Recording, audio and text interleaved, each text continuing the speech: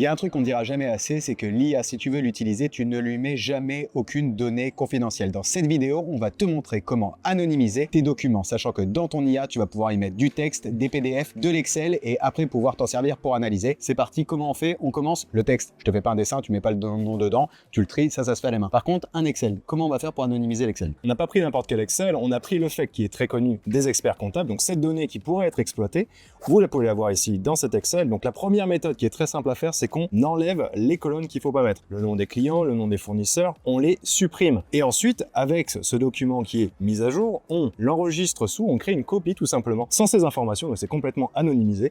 On les met dans l'intelligence artificielle, c'est très simple, on va juste aller sur ChatGPT, j'ai mon FAQ qui va être juste dans mon dossier, vous pouvez le voir juste ici, je le récupère, je le glisse dans ChatGPT et maintenant je peux faire une analyse, je peux récupérer des informations, faire des recommandations à mon client, tout est possible. Et ça, on le verra évidemment dans d'autres vidéos. Un fichier PDF, peut-être, comment tu vas faire pour l'anonymiser? Alors ça, c'est très intéressant parce qu'on en a beaucoup des fichiers PDF et c'est pas seulement enlever une colonne là-dedans. Pour un fichier PDF, c'est très simple, regardez, c'est un devis, je vais avoir des informations sur mon client ainsi qu'un brief client, ça on ne peut pas le mettre dans l'intelligence artificielle, mais rien ne m'en empêche de sélectionner l'information à la main, donc je peux prendre l'entièreté du document, sachez que l'IA aujourd'hui est capable de prendre beaucoup d'informations, je copie, je colle en sachant qu'il n'y a pas d'informations privées, je donne tout ça à l'intelligence artificielle et maintenant je peux faire une recommandation, une analyse, je peux faire bien des choses avec ça. Dernière chose, tu voulais parler du chat éphémère, ça aussi c'est quelque chose sur lequel on peut prendre en compte. Alors attention, on ne met pas de données confidentielles dans ChatGPT, dans Claude ou dans n'importe quel autre LLM. Pour autant, tu peux utiliser le chat éphémère pour avoir des chats qui vont durer uniquement le temps de la donnée que tu vas vouloir traiter. Donc ça c'est vraiment vital pour les experts comptables aujourd'hui, il y a des fonctionnalités que si on les connaît, on peut s'en servir. Vous pouvez voir qu'en haut à droite, on va avoir le chat éphémère où les informations ne vont pas être sauvegardées, donc il n'y aura pas d'historique et les informations sont censées être sécurisées. Cela dit, pour ajouter un petit peu plus de sécurité,